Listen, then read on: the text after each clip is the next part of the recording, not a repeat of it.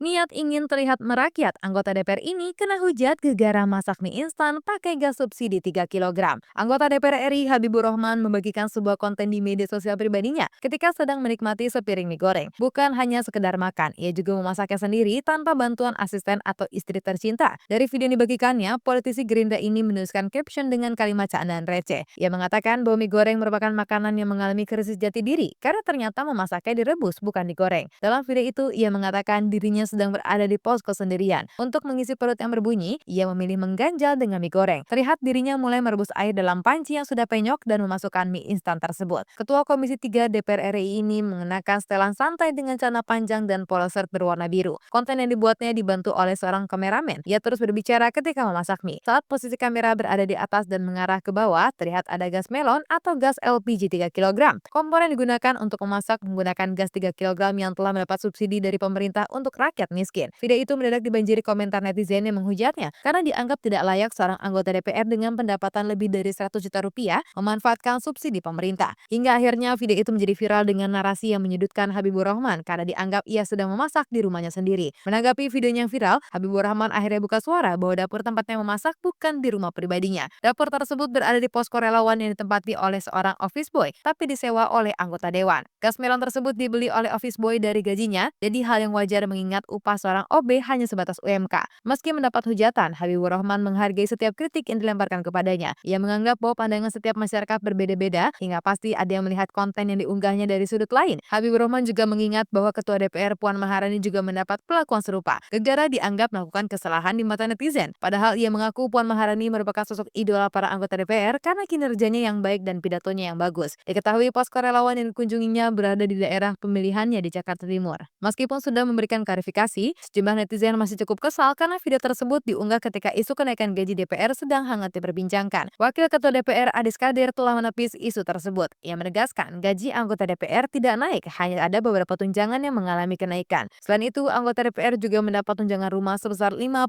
juta rupiah per bulannya sebagai pengganti dari rumah dinas yang sudah dikembalikan pada negara.